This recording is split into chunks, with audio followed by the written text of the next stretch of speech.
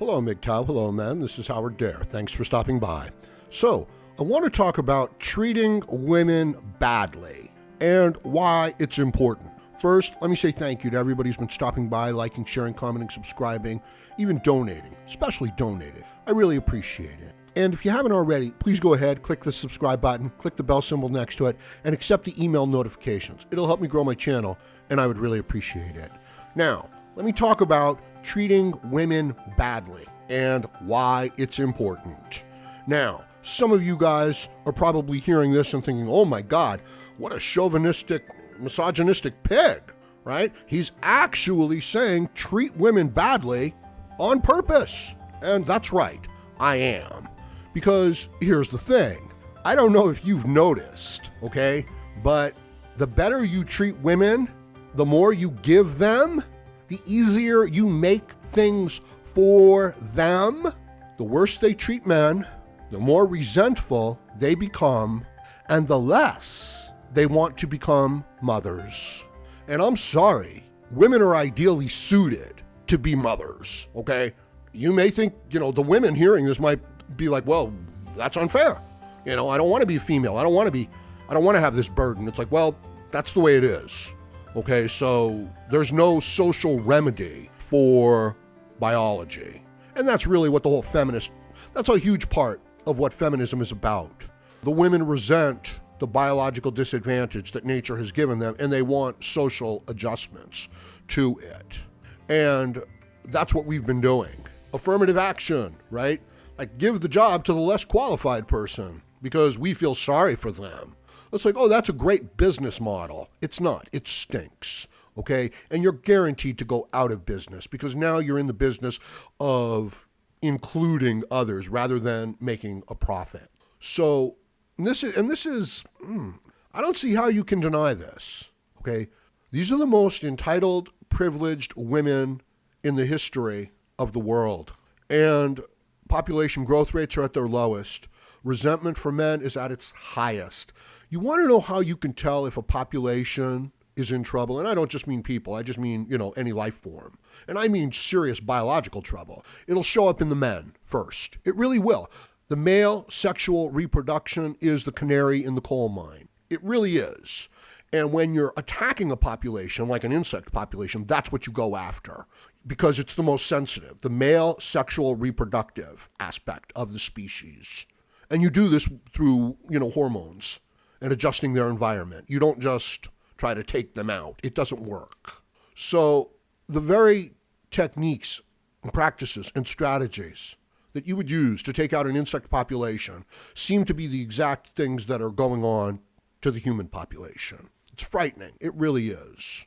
But, I'm talking about a social dynamic here between men and women. And I think that you men know from your personal experience with women that the nicer you are and the kinder you are, usually the more abusive and entitled the female becomes. And I know that, look, it's not all women. I've been saying that a lot lately. There's plenty of women, you interact with them, they're very fair with you. But that's not the point. The point is that this is a trait within the female to take advantage of a situation, to play the victim, to be scared of the men, to demonize the men in order to get ahead in a social setting. And we've gone way too far with it. There's also a tendency within the men to want to please the women, to capitulate, to give the women whatever they want so that they can get the approval of the women. This is a biological drive for the men, okay? And that has gone way too far. It's disgusting. When I see someone like Elizabeth Warren or Hillary Clinton standing up as if they're a leader, and I see them babbling and doting and stuttering and being physically weak and frail, and I think to myself, who would want that as a leader? Who? Would a young child, male, female, want that? No. Would a full-grown, strong man want that? No. Would an intelligent, capable, healthy woman want that? Are you crazy? No, of course she doesn't. She doesn't look out and say, oh, I want somebody who's just like me to fly the plane. She says, I want someone who's fit and qualified and confident and capable to fly the plane. For God's sakes, or to perform the surgery. No, I want them to be like me. It's like, okay, so the intelligent woman is not stuck in this man-hating mindset. So, back on subject. The more difficult the environment and circumstances, the more that women value men. If women need men in order to get by, they treat men with dignity and respect and value. But if you set up a system where women can get welfare and food stamps and free medical care, and they can just leave their husband and they don't need any help in the world, they are going to treat men like dogs, and they're just going to ramp it up. Does that sound familiar? Okay, and if you think that this has anything to do with legitimate misgrievances that they have or legitimate misconduct on the part of men, you're wrong. Okay, this is a power play to put the strong in a defensive position and to take the weak and the less capable and put them in a powerful position, because the weak and the powerless, they don't feel good about it. They feel bad about it. They resent not being in a position of authority and power. Let's be honest. That's the driving motivation here in almost all of this. Resentment. Okay, not only does the weaker, entitled, self-proclaimed victim and liberator, self-proclaimed liberator, social justice, not only are they less capable, but, not only are they not personally responsible, they're motivated through resentment. Okay, they're not interested in making a good life for themselves. They're not interested in making things good. They're interested in tearing one other person or some other people down. That's their goal, to hurt other people that they have unjustly portrayed in this oppressive light. That's the game. It's got nothing to do with what's really going on. It's got nothing to do with real grievances. And if they can pull this off, and they can, and they do, what entitled monstrosities they become. I can't tell you how unsettling it is for me to come across certain physical specimens. People that just indulge themselves their whole lives, that never take responsibility for even what they eat within a single 18-hour period. And it's horrible to be around them. It really is. So you as an individual man, you have to detach yourself from such people. You can't hang around such people. And the danger is, I was talking about this yesterday. It's impossible for a man, it's nearly impossible for anyone to be inside of a really difficult, emotional, manipulative, trying situation and be able to see it and view it rationally in a way where they can extract themselves from a bad situation from a detached point of view while they're in the situation. And I suggested that this is the reason why a man needs good friends. People who can see what he's doing, understand, his personality, limitations, and strengths, and then give good advice based on the fact that they're not emotionally entangled in the situation. But this is very rare. How are you going to find something like this? Most of the people that are giving you advice, they're giving you advice because their own ego is weakened and they want to, appear like they're an authority or smart on something. Or they've got some sort of a problem that they're offended with and they want to set you straight. So they're not giving you good advice.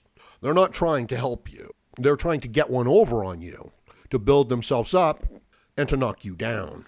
And it seems like when men are interacting with women in a social situation, in a work environment, that's all they're doing. The women have such a little big man complex that they're just trying to rip the men down, or they're just trying to punish men with this kind of female mindset. It's kind of like welcome to the hen house, right? Where we pick on people for the clothes that they wear. Men aren't like that. Men are very job-oriented, and willing to put aside their feelings and compartmentalize their feelings.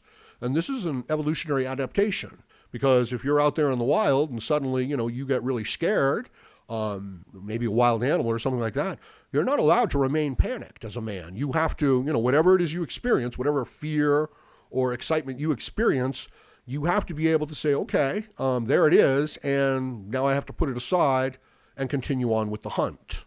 So men do not give in to their emotions, or at least not healthy, capable men. Now, I would also like to mention that putting a man in this situation, putting a boy in this situation, where women are in charge and they're resentful towards men and they have no biological need for men or masculinity, it's horrible. It's wrong, okay? You you can't really produce a strong male child. You end up with, a very doting, capitulating, unsure, lacking confidence male child. And then, you send him to college and he's going to be accused of all kinds of misconduct. So it's a toxic environment for men. And it has to do with having gone too far in the direction of pleasing and taking care of and appeasing women, right? And the white knights among us are like, how dare, you're a chauvinistic, misogynistic pig. I'll defend the women. And it's like the women are turning into fat slobs that can barely do basic math. And they get into male professions by driving men out of male professions. Soon there won't be any male brain surgeons, right? And women aren't really capable of it.